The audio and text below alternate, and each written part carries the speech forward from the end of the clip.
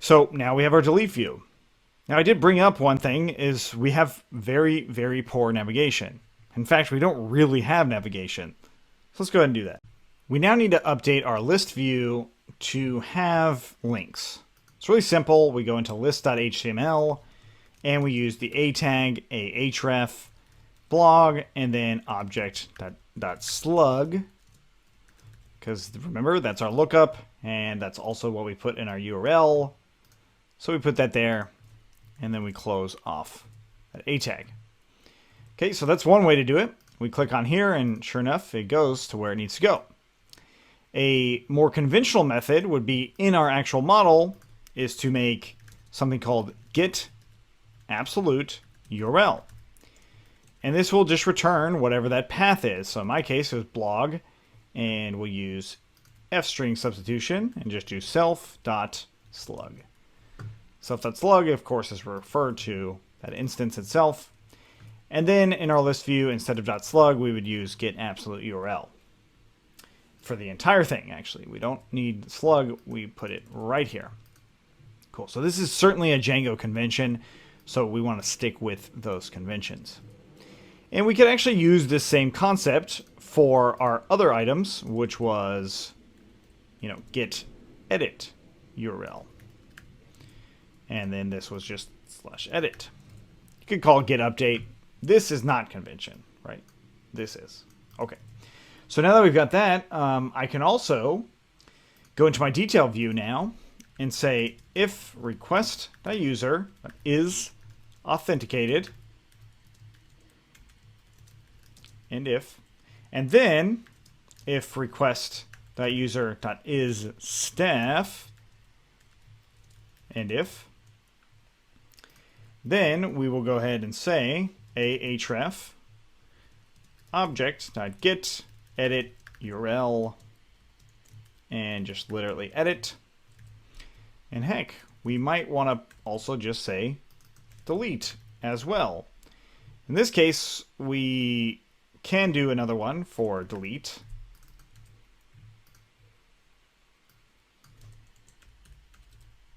And delete. And of course, you might see some redundant information here. So yes, of course, we would actually come in here and do something a little bit more like self.getAbsoluteURL. Make sure that if there's a slash here, there's not one there. But in my case, I don't have one. There we go. And this is delete. Okay, so now our detail has the ability to be edit and delete if they're staff. So we look here and edit, delete.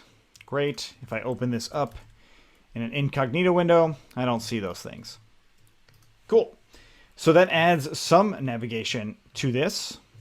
Let's go ahead and add in a navbar for this. I'm going to go into getbootstrap.com, into documentation, into components, down to navbar, and we're going to go ahead and use their default here. I'll just copy it, and I'm going to go into my templates, make a new file in here, and call it navbar.html. I'll paste all that code in, and now what we can do is another item that you may have not seen yet, and that is include navbar.html. So what this does, this block allows you to just bring in another HTML document so you can reuse it wherever you need. Now, of course, in the case of a navbar, that absolutely makes sense. So I refresh in here, and now I've got this navbar. This also makes sense for, let's say, our optional JavaScript. We make another new template, and we call it js.html. And we paste that stuff in, and we go back into base, and we say include js.html. Okay, and perhaps you do it with your head document as well. I'm going to leave it as is, and I'm also going to go ahead and get rid of replace this value. We certainly don't need that anymore.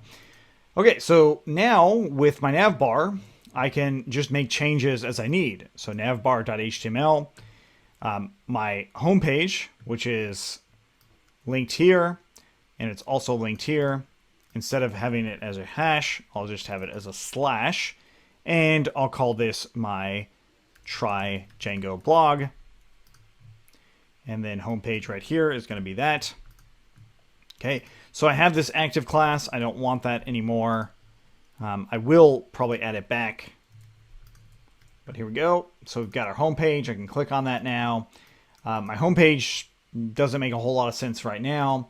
But I also want to have a blog, right? So my blog. And then we'll go into our slash. There we go. So now I can go to the blog, hopefully. Oops. We need to actually put in the link to it. And now I can go to the blog and I can look at any given item. Cool. So these extra things I don't want, right? So this drop down, I'll get rid of this. Disabled, I'll get rid of that.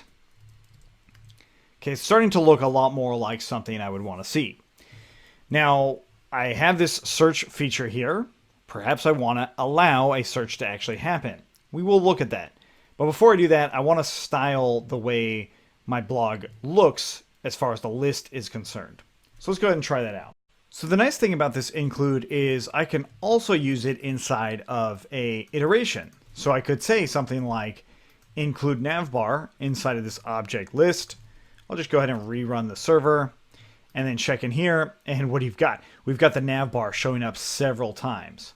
Now, of course, that's not really that practical. You wouldn't want to have your navbar show up a lot. Instead, what we'd want to do is have a uniform way to display listed items, right? So in other words, I want to have this be like this include so that if I want it on my blog post page or I want it on my homepage, I want them to look the same. I want a reusable template that I can use inside of other templates.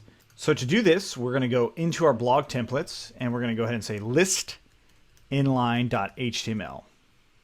Okay, so now this include, instead of being navbar, it's going to be blog/list inline.html. And inside of that, I'm going to go ahead and cut out this list element here and paste this in. We save that, I refresh there, and sure enough, it actually renders out all of this content. So the nice thing here is that I'm seeing that this object is being passed into this include by default. But I can be more explicit than that by saying with something like maybe blog post equals to object, right? So now I'm taking one of the template variables and I'm passing it in as another template variable. And then inside of that include, we can go ahead and do something like that. Let's go ahead and restart the server and we refresh, and sure enough, everything's still working. Now you certainly have to include that with. If you don't include with, it's gonna give you something like this, right?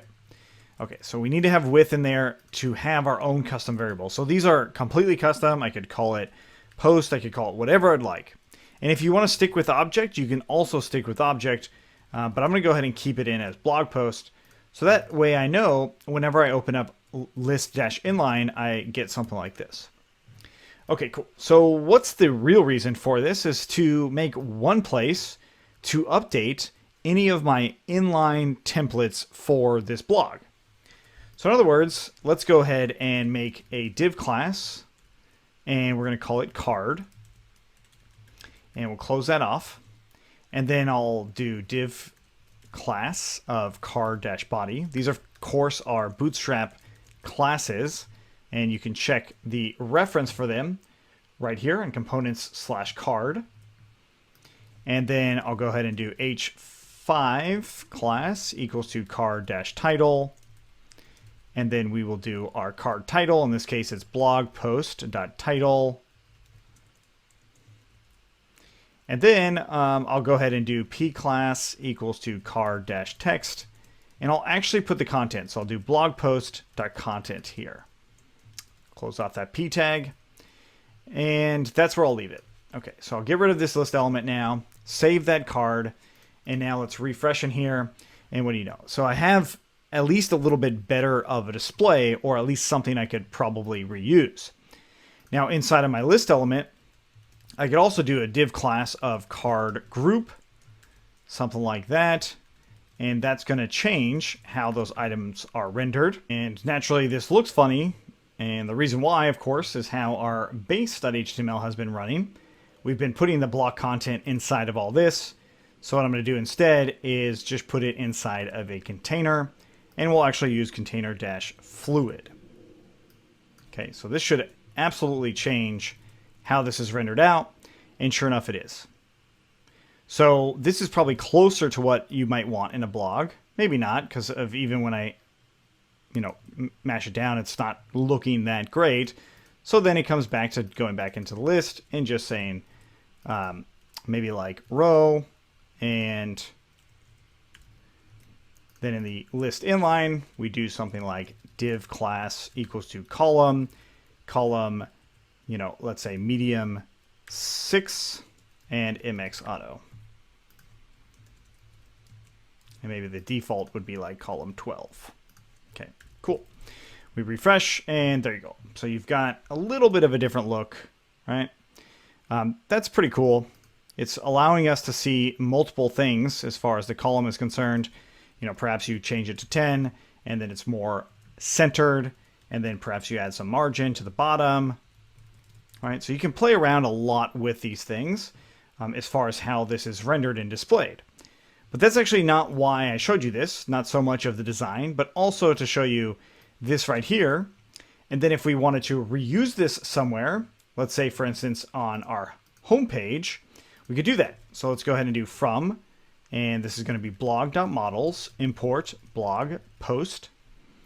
And now what I'm going to do is, instead of my list context as it is, I'm going to go ahead and say qs equals to blog post.objects.all, and I'll only go up to like maybe 5 of them. Okay, so now my context, I'll go ahead and do my blog list. This time it's not object list, instead it's just blog list, and it's that query set there. I'll get rid of this condition, we don't need that anymore. And then my title, I'll go ahead and say welcome to try Django. Okay, and then I jump into home.html where I had all this stuff rendered out. I'll go ahead and do h1 for my title. And then now the iteration for my list was blog list, I believe. What do we call it? Blog list. So for a in blog list, now we would just say include blog list dash inline with blog post equaling to a, and closing off all that. There we go. And now we go to our home page. Oh, blog list inline.html. Template does not exist. I forgot the HTML. Perhaps you saw it. And we refresh, and now I've got that same stuff coming in, but now it's only 5 posts versus all of the posts. So this makes it also very easy for me to adjust exactly how I want my inline list element to be rendered. Now you might also be like, well, why don't I use this on my detail as well? That's not a terrible idea, but we're not going to do that at this point because I need to learn a few more things about how I would use this include template. Jumping over to lipsum.com, I'm just going to make some arbitrary text. Paragraphs, I'm going to go ahead and say 25, and we're going to generate it, and I'm just going to go ahead and copy all of these paragraphs. Lorem ipsum just makes it look like real text, even though it's all just gibberish. So I copied that, and in one of my blog posts, let's go into the smallest number blog post, or the smallest ID number that is, and we'll go ahead and save that data. All right, so if we look into one of our posts, we now see, whoa, we've got a bunch of data in here. So there's a couple things that we need to fix with our template. One of them is saying line breaks. So if I do line breaks, it will actually reformat it to how it should, right, with the actual paragraph tags and all that. But of course, on my home page, I might not want to show this entire post. I mean, maybe you do, maybe you don't. Maybe only on the blog I show that entire post. So the possibility here is to jump into our list inline again, and we can actually use that arrow or that line, the pipe is what it's called, and we can use something called truncate words, and we can truncate it to a certain number of words. Let's say 30, right? So now when I refresh, Sure enough, it goes down to 30. This is just 30 words, and then it adds this little dot, dot, dot there. Right? And if we come over here, same deal. Okay? So, yeah, of course, this is one of those reasons as to why you would use those list inlines. So, since I have this now, I also want to add one more thing to this body, and that's a href. And, of course, I want to be able to actually go to the blog post itself. So, blogpost.get absolute URL. And we'll just go ahead and say view. There we go. So now I have a way to actually go and view that blog post. Cool. So I do want to make this list inline a little bit more dynamic though. Like maybe I don't always want to truncate these words. Maybe I do, maybe I don't. I'm going to say that I don't. I probably don't always want to truncate words. So to compensate for this, what we can do is we can pass in another argument, and in this case I'm just going to call it truncate, and I'll say true. So on the main list page as well as the home page, I'll go ahead and say truncate being true. So that means then in my list inline I can create a variable that will do this for me, or use off of that variable rather. So we would say if truncate,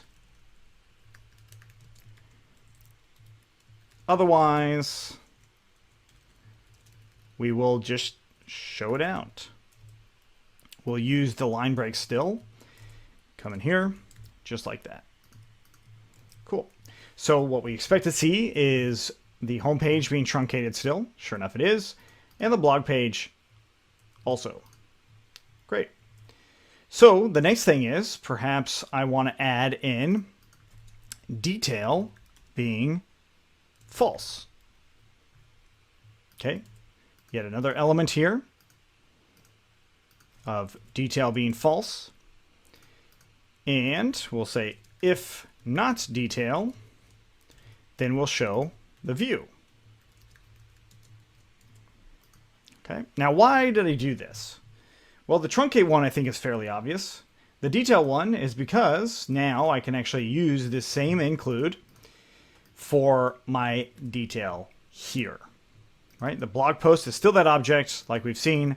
Truncate now is going to be false, or I could just leave it out, and detail is going to be true. And sure enough, we refresh on our list. That's fine. We go to view it, and yes, now we have actual consistent looking pages. Right, so the reason my detail looks a little bit different than my list is because I didn't put everything inside of a row. So let's make sure we do put everything inside of a row here. And sure enough, now it's going to be a lot closer. But of course, we have these items over here that we haven't really accounted for just yet. So I'll just put those into a div class of column 12. And I'm actually going to only do that if they come through. Save that, and there we go. So now the design is very consistent whether I'm viewing it or not. And also we have that truncated value, and then that view button goes away if we're on that actual detail itself. It does have edit and delete because we made it do so. Pretty cool, right? This include is a nice feature, but of course not something that is required. It's really just starting to think about how you want to make it a lot easier for consistent feel across your entire site.